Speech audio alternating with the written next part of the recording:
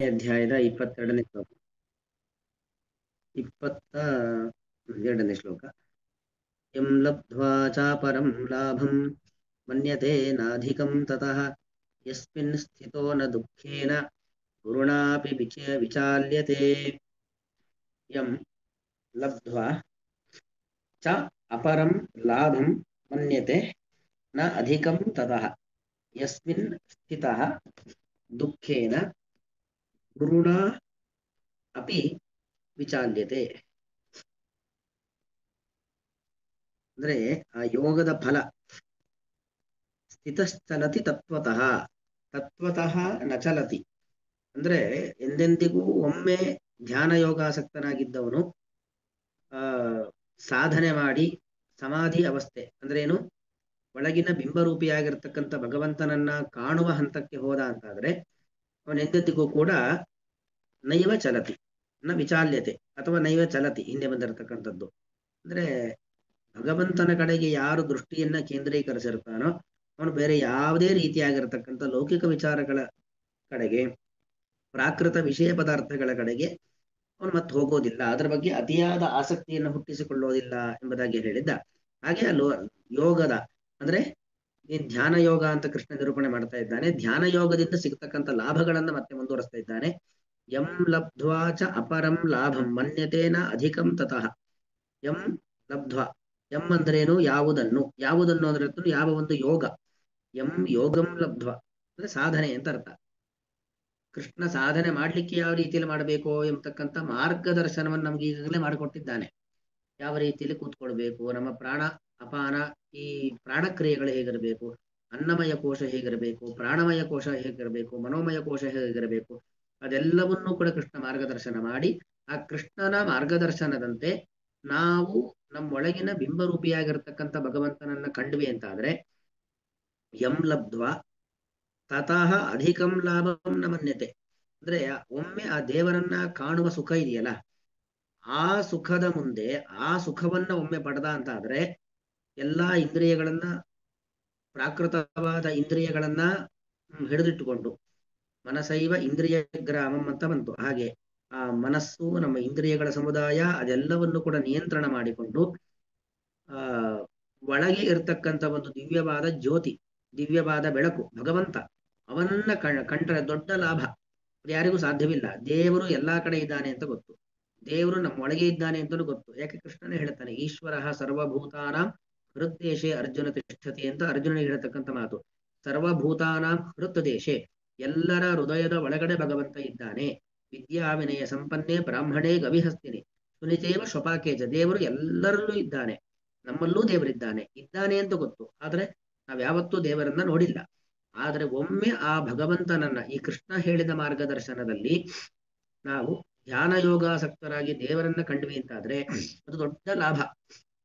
ಕೆಲವೊಂದು ಲಾಭಗಳು ಆ ಅತಿ ಎತ್ತರದ ಒಂದು ಲಾಭವನ್ನ ಯಾರಾದ್ರೂ ಆ ಲಾಭದ ರುಚಿಯನ್ನು ನೋಡಿದ್ವಿ ಅಂತಾದ್ರೆ ಅಥವಾ ನೋಡಿದ್ವಿ ಅಂತಾದ್ರೆ ಮತ್ತೆ ಅಲ್ಪವಾದ ಅತ್ಯಂತ ಕ್ಷುಲ್ಲಕವಾದ ಲಾಭದ ಕಡೆಗೆ ಯಾರೂ ಕೂಡ ಆಸೆ ಪಡೋದೇ ಇಲ್ಲ.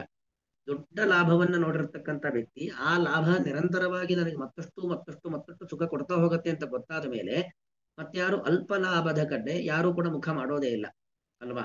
ಹಾಗೆ ಇಲ್ಲಿ ಭಗವಂತನ ದರ್ಶನ ಅದೇ ಒಂದು ದೊಡ್ಡ ಸಾಧನೆ. ಆ ಸಾಧನೆಯನ್ನ ಯಾರು ಮಾಡಿರ್ತಾನೋ ಅವನು ಅಧಿಕಂನ ಮನ್ಯತೆ, ಇದೇ ದೊಡ್ಡ ಮಿಗಿಲಾದ ಒಂದು ಲಾಭ.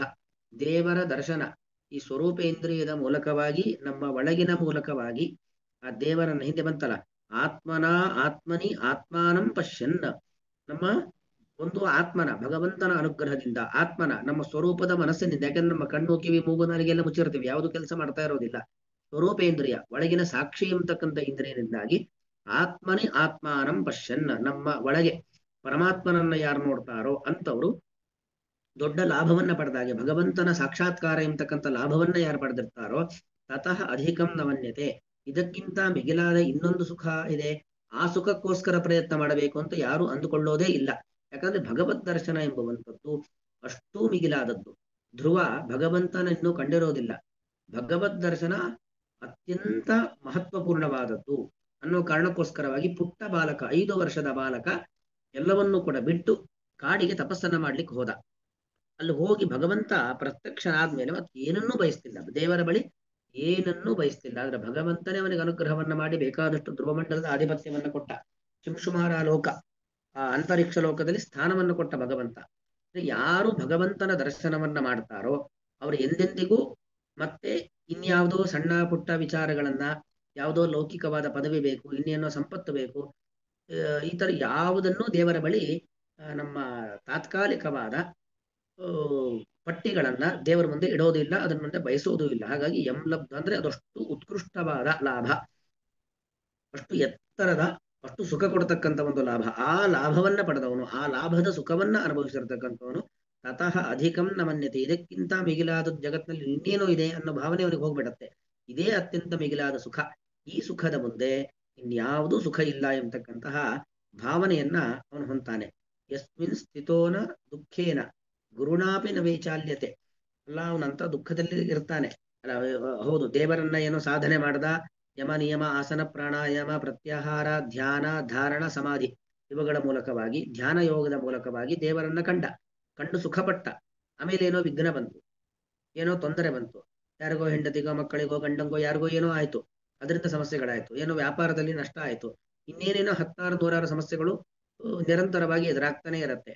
ಅಂತ ಸಮಸ್ಯೆಗಳು ಬಂದಾಗ ಅವನು ಮತ್ತೆ ಈ ಲೌಕಿಕ ಪ್ರಪಂಚಕ್ಕೆ ಬಂದು ಬಿಡ್ತಾನೋ ಅಂತ ಕೇಳಿದ್ರೆ ಇಲ್ಲ.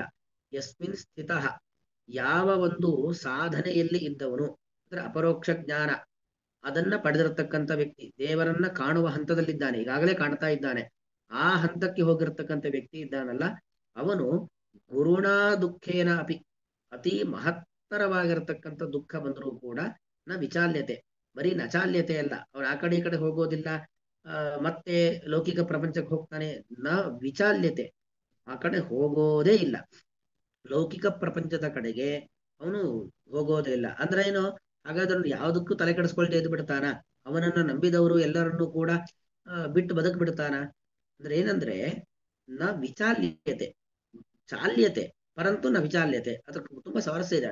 ವಿ ಅನ್ನೋ ಒಂದು ಉಪಸರ್ಗ ಸೇರೋದಕ್ಕೆ ತುಂಬಾ ಒಳ್ಳೆ ಅರ್ಥ ಕೊಡುತ್ತೆ. ಈಗ ನಾನು ಪ್ರವೇಶ ಮಾಡಿದರೆ ಆ ಸಮಸ್ಯೆ ಪರಿಹಾರವಾಗತ್ತೆ, ತುಂಬಾ ಕಷ್ಟದಲ್ಲಿದ್ದಾರೆ, ತುಂಬಾ ದುಃಖದಲ್ಲಿದ್ದಾರೆ. ಆ ಯಾರೋ ಒಬ್ಬ ರಾಜ, ಉದಾಹರಣೆಗೆ ಪೃಥು ಚಕ್ರವರ್ತಿ, ದೊಡ್ಡ ರಾಜ, ಅವನ ಪ್ರಜಾವರ್ಗಕ್ಕೆ ಏನೋ ಸಮಸ್ಯೆ ಬಂತು, ಅವನು ದೊಡ್ಡ ಅಪರೋಕ್ಷ ಜ್ಞಾನಿ. ನಾನು ಅಪರೋಕ್ಷ ಜ್ಞಾನಿ ಅಂತ ಹೇಳಿ ರಾಜನಾಗಿದ್ದುಕೊಂಡು ಪ್ರಜೆಗಳ ಒಂದು ಸಮಸ್ಯೆಗೆ ಸ್ಪಂದಿಸಿಲ್ಲ ಅಂತಾದ್ರೆ ದೊಡ್ಡ ತಪ್ಪಲ್ವಾ ಅದು, ತನ್ನ ಕರ್ತವ್ಯ ಭ್ರಷ್ಟನಾದ ಅಂತ ಆಗತ್ತೆ. ಅಂದ್ರೆ ಅರ್ಥ ಏನು, ಕಷ್ಟಗಳಿಗೆ ಸ್ಪಂದಿಸಿದರೂ ಕೂಡ ಆ ಕಷ್ಟ ಪರಿಹಾರ ಆಗಬೇಕು, ಅದಕ್ಕೋಸ್ಕರ ಸ್ಪಂದಿಸ್ತಾನೆ. ಆದರೆ ಅದರಲ್ಲೇ ಮುಳುಗಿ ಮತ್ತೆ ಲೌಕಿಕಕ್ಕೆ ಹೋಗ್ಬಿಡಲ್ಲ. ಈಗ ಜನಕ ಮಹಾರಾಜ, ಅವರ ದೂತ ಬಂದು ಹೇಳ್ತಾನೆ, ಸೀತೆಯ ತಂದೆ ಜನಕ ಮಹಾರಾಜ ಮಿಥಿಲಾ ಪಟ್ಟಣಕ್ಕೆ ಬೆಂಕಿ ಬಿದ್ದಿದೆ ಅಂತ. ಅವ್ರು ಹೇಳ್ಬೇಕಾದ್ರೆ ನಿಮ್ಮ ಮಿಥಿಲಾ ಪಟ್ಟಣಕ್ಕೆ ಬೆಂಕಿ ಬಿದ್ದಿದೆ ಅಂತಾನೆ. ಅದಕ್ಕೆ ಜನಕ ಉತ್ತರ ಕೊಡ್ತಾನೆ, ನನ್ನ ಮಿಥಿಲಾ ಪಟ್ಟಣ ಅಂತ ಹೇಳ್ಬೇಡಪ್ಪ, ಇದು ನಂದಲ್ಲ. ಮಿಥಿಲಾಯಾಮ್ ದಕ್ಷ್ಯಮಾನಾಯಂ ನಮೇ ಕಿಂಚನ ದಕ್ಯತಿ.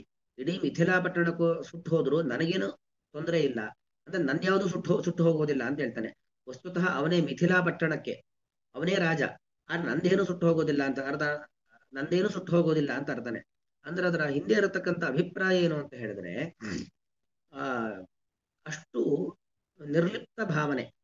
ತಾನು ರಾಜ, ಆ ಮಿಥಿಲಾ ಪಟ್ಟಣಕ್ಕೆ ಬೆಂಕಿ ಬಿದ್ದಿದೆ, ಆ ಬೆಂಕಿಯಿಂದ ನನ್ನ ಪ್ರಜೆಗಳನ್ನ, ಈ ಪಟ್ಟಣದಲ್ಲಿರತಕ್ಕಂಥ ಪ್ರಾಣಿ ಸಂಕುಲವನ್ನ, ಪಟ್ಟಣದ ಸಂಪನ್ಮೂಲವನ್ನ ರಕ್ಷಣೆ ಮಾಡೋದು ನನ್ನ ಕರ್ತವ್ಯ, ಅದು ಮಾಡ್ತಾನೆ.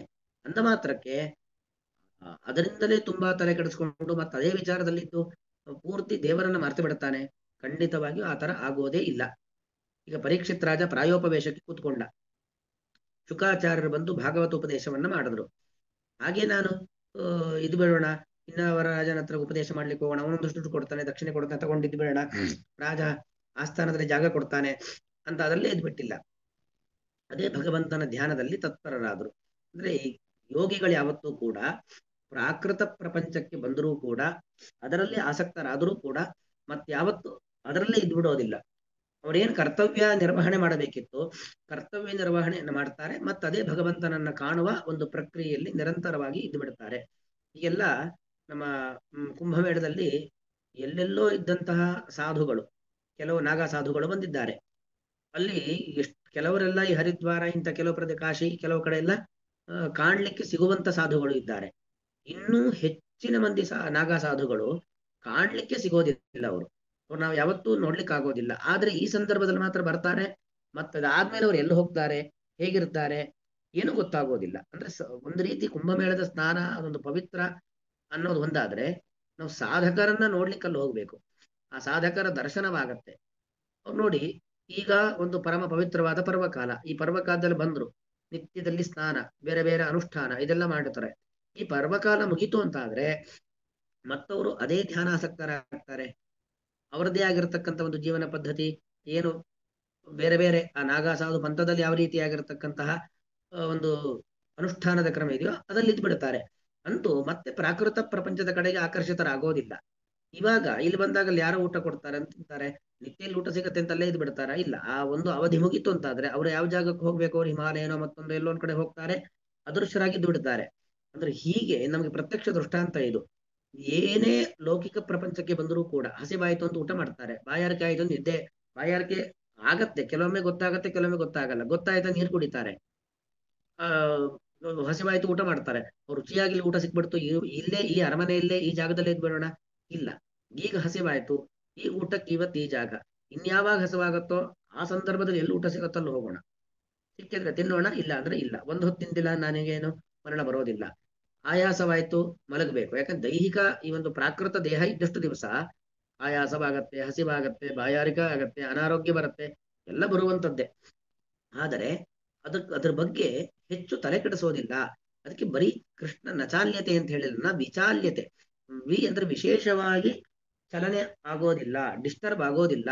ಅವರು ಮತ್ತೆ ಸಾಧನಾ ಮಾರ್ಗಕ್ಕೆ ಹಿಂದಿರುಗಿ ಬರ್ತಾರೆ. ಪ್ರಾಕೃತ ಪ್ರಪಂಚದಲ್ಲಿ ಇರೋದ್ರಿಂದಾಗಿ ಪ್ರಾಕೃತ ವಿಷಯಗಳಿಗೆ, ಪ್ರಾಕೃತ ಸಮಸ್ಯೆಗಳಿಗೆ ಸ್ಪಂದಿಸಿದರೂ ಕೂಡ ಅದು ತಾತ್ಕಾಲಿಕವಾಗಿ ಅಷ್ಟೇ ಹೊರತು ಮತ್ತೆ ಅವರದೇ ಆಗಿರತಕ್ಕಂತಹ ಸಾಧನ ಲೋಕಕ್ಕೆ ಹಿಂದಿರುಗ್ತಾರೆ. ಅಂದ್ರೆ ದೇವರನ್ನ ಕಾಣುವುದರಿಂದ ಅಷ್ಟು ಒಂದು ನಿರ್ಲಿಪ್ತತೆ ಎಂಬುದು ಬರುತ್ತದೆ ಮನುಷ್ಯನಿಗೆ. ಆ ಸುಖದ ಮುಂದೆ ಮತ್ತೆ ಯಾವ ಸುಖವೂ ಕೂಡ ಇಲ್ಲ. ಅದು ಕಂಡವನೇ ಆ ಸುಖವನ್ನ ಅನುಭವಿಸ್ಲಿಕ್ಕೆ ಸಾಧ್ಯ ಹೊರತು ಎಷ್ಟೇ ಅದರ ಬಗ್ಗೆ ಹೇಳಿದರೂ ಕೂಡ ನಮ್ಮ ಅನುಭವಕ್ಕೆ ಬರೋದಿಲ್ಲ. ಯಾಕೆ ಬರೋದಿಲ್ಲ? ನಾವು ದೇವರನ್ನ ಯಾರು ಕೂಡ ಕಂಡವರಲ್ಲ. ನಾವು ಕಾಣುವ ಪ್ರಯತ್ನದಲ್ಲಿ ನಿರಂತರವಾಗಿ ಸಾಗಬೇಕು, ಸಾಗಿ ದೇವರನ್ನ ಕಾಣಬೇಕು. ಹಾಗೆ ಆ ಒಂದು ದಿವ್ಯವಾದ ಅನುಭವ ಅದು ನಮಗಾಗ್ತಕ್ಕಂಥದ್ದು. ಅಂತೂ ಆ ಸಮಾಧಿ ಯೋಗಾಸಕ್ತ ಅಂದ್ರೆ ಅಪರೋಕ್ಷ ಜ್ಞಾನ, ದೇವರನ್ನ ಕಾಣುವ ಒಂದು ಹಂತದಲ್ಲಿದ್ದು ದೇವರನ್ನ ಕಂಡಂತ ವ್ಯಕ್ತಿ ಮತ್ತಿನ್ಯಾವುದರ ಕಡೆಗೂ ಕೂಡ ಮನಸ್ಸು ಮಾಡೋದಿಲ್ಲ, ಯಾವುದರಿಂದಲೂ ಕೂಡ ವಿಚಲಿತನಾಗೋದಿಲ್ಲ ಅನ್ನೋದು ಅದರ ಒಟ್ಟು ಅಭಿಪ್ರಾಯ.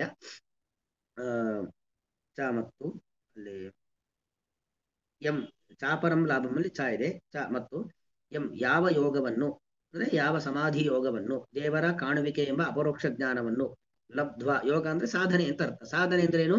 ನಮ್ಮೊಳಗಿನ ದೇವರನ್ನ ಕಾಣುವುದೇ, ಅಪ್ರಾಕೃತನಾದ ಪರಮಾತ್ಮನನ್ನ ನಮ್ಮ ಅಪ್ರಾಕೃತವಾದ ಸ್ವರೂಪೇಂದ್ರಿಯದ ಮೂಲಕವಾಗಿ ಕಾಣುವುದೇ ಒಂದು ಸಾಧನೆ. ಅದನ್ನೇ ಹಿಂದೇಳಿದ್ದು. ಆ ಆತ್ಮಾನಂ ಪಶ್ಯನ್, ಆತ್ಮನಿ ಪಶ್ಯನ್ ಅನ್ನೋದನ್ನ ಹಿಂದೆ ಹೇಳಿದ್ದು. ಹಾಗೆ ಲಬ್ಧ್ವ ಪಡೆದ ಮೇಲೆ ಅಪರಂ ಲಾಭಂ, ಬೇರೆ ಯಾವುದೇ ರೀತಿಯಾಗಿರುವಂತಹ ಲೌಕಿಕವಾದ ಲಾಭವನ್ನು ತತಃ ಆ ಒಂದು ಅಪರೋಕ್ಷ ಜ್ಞಾನದ ಲಾಭಕ್ಕಿಂತಲೂ ಯೋಗ ಸಾಧನೆಯ, ಧ್ಯಾನ ಯೋಗ ಸಾಧನೆಯ ಲಾಭಕ್ಕಿಂತಲೂ ಕೂಡ ಅಧಿಕಂ ಮಿಗಿಲಾದದ್ದು, ಇನ್ನೂ ಯಾವುದೋ ದೊಡ್ಡದಿದೆ ಅಂತಕ್ಕಂಥ ಭಾವನೆಯಿಂದ ಇನ್ನು ಅಪರಂ ನಮನ್ಯತೆ, ಬೇರೆ ಯಾವುದನ್ನು ದೊಡ್ಡ ಲಾಭ ಎಂಬುದಾಗಿ ಪರಿಗಣನೆ ಮಾಡೋದಿಲ್ಲ. ಯಸ್ಮಿನ್ ಯಾವ ಸಮಾಧಿ ಸ್ಥಿತಿಯಲ್ಲಿ ಇದ್ದವನಾಗಿ ಅಥವಾ ಅಪರೋಕ್ಷ ಜ್ಞಾನವನ್ನ ಪಡೆದ ಸ್ಥಿತಿಯಲ್ಲಿ ಇದ್ದವನಾಗಿ ಸ್ಥಿತಃ ನೆಲೆಗೊಂಡಂತಹ ವ್ಯಕ್ತಿಯು ಗುರುಣಾ ದುಃಖೇನಾಪಿ, ಅತ್ಯಂತ ಮಹತ್ತರವಾದಂತಹ ದುಃಖದಿಂದಲೂ ಕೂಡ, ದುರ್ಘಟನೆಗಳಿಂದಲೂ ಕೂಡ ನ ವಿಚಾಲ್ಯತೆ ಅಂದ್ರೆ ಬಹಳ ತಲೆ ಕೆಡಿಸಿಕೊಳ್ಳುವುದಿಲ್ಲ. ತಲೆ ಕೆಡಿಸ್ಕೊಳ್ತಾನೆ ಅಂದ್ರೆ ಪ್ರತಿಸ್ಪಂದಿಸ್ತಾನೆ, ಅವನಿಂದ ಸಹಾಯ ಆಗತ್ತೆ ಅಂದ್ರೆ ಅವಶ್ಯವಾಗಿ ಅದಕ್ಕೆ ಸಹಕಾರ ಮಾಡ್ತಾನೆ ಹೊರತು, ಯಾರೊಬ್ಬ ಸಾಧಕ ಮರಳುಗಾಡಿನಲ್ಲಿ ಕೂತು ಏನೋ ಜಪತಪಾದಿ ಅನುಷ್ಠಾನವನ್ನ ಮಾಡ್ತಾ ಇದ್ದಾನೆ, ನಿರ್ಜನ ಪ್ರದೇಶ, ಯಾರೂ ನನ್ನ ತಪಸ್ಸಿಗೆ ತೊಂದರೆ ಕೊಡೋದಿಲ್ಲ ಅಂತ ಅಲ್ಲೋ ಕೂತಿರ್ತಾನೆ. ಯಾವುದೋ ಒಬ್ಬ ವ್ಯಕ್ತಿಯನ್ನು, ಪ್ರಾಣಿಯನ್ನು ನೀರಿಲ್ಲದೆ ತುಂಬಾ ಒದ್ದಾಡೋದನ್ನು ನೋಡಿರ್ತಾನೆ. ಅವನ ಕೈಯಲ್ಲಿ ನೀರಿರುತ್ತೆ, ಪಾಪ ಅವನಿನ್ನೇ ನೀರು ಕುಡಿದಿಲ್ಲ ಸತ್ತೇ ಹೋಗ್ತಾನೆ. ಅವನೇನ್ ಮಾಡ್ತಾನೆ? ಅವನ ಕಷ್ಟಕ್ಕೆ ಸ್ಪಂದಿಸ್ತಾನೆ, ತನ್ನ ಕೈಯಲ್ಲಿ ಇದ್ದಂತ ನೀರನ್ನು ಕೊಡ್ತಾನೆ, ನೀರು ಕೊಡ್ತಾನೆ, ಸಹಾಯ ಮಾಡ್ತಾನೆ. ಆ ಸಹಾಯ ಪಡೆದಂತ ವ್ಯಕ್ತಿ ಧನ್ಯವಾದ ಸಮರ್ಪಣೆ ಮಾಡಬಹುದು, ಅಥವಾ ಪ್ರತ್ಯುಪಕಾರದಲ್ಲಿ ರೂಪದಲ್ಲಿ ಏನ್ ಬೇಕೋ ಅದು ಮಾಡಬಹುದು. ಆದರೆ ಅವನೇನೋ ಸ್ವಲ್ಪ ನನಗೆ ನಮಸ್ಕಾರ ಮಾಡ್ದ, ಗೌರವ ಕೊಟ್ಟ, ಅಥವಾ ನನಗೆ ಬೇಕಾದ ದುಡ್ಡು ಕಾಸು ಏನೋ ಕೊಟ್ಟ ಅಂತ ಹೇಳಿ ಅಲ್ಲೇ ಇದ್ ಬಿಡೋದಿಲ್ಲ, ಆ ವಿಚಾರದಲ್ಲೇ ಇದ್ ಬಿಡೋದಿಲ್ಲ. ಹಿಂಗೆ ನಾಳೆ ಇನ್ನೊಬ್ಬರಿಗೆ ಸಹಾಯ ಮಾಡೋಣ, ಮತ್ತೊಬ್ಬರಿಗೆ ಮಾಡೋಣ ಅಂತ ಆತರ ಅದನ್ನೇ ಮಾಡ್ಕೊಂಡಿರೋದಿಲ್ಲ. ಅಗತ್ಯವಿದ್ದಾಗ ಸಾಮಾಜಿಕ ಪ್ರತಿಸ್ಪಂದನೆ ಇದ್ದೇ ಇರುತ್ತೆ. ಆದರೆ ಅದರಲ್ಲೇ ಪೂರ್ತಿ ಮುಳುಗು ಹೋಗೋದಿಲ್ಲ ಎಂಬುವಂಥದ್ದು ಇದರ ಅಭಿಪ್ರಾಯ. ಯಂ ಲಬ್ಧ್ವಾ ಚಾಪರಂ ಲಾಭಂ ಮನ್ಯತೆ ನಾಧಿಕಂ ತತಃ ಯಸ್ಮಿನ್ ಸ್ಥಿತೋ ನ ದುಃಖೇನ ಗುರುಣಾಪಿ ವಿಚಾಲ್ಯತೆ. ಶ್ರೀಕೃಷ್ಣಾರ್ಪಣಮಸ್ತು.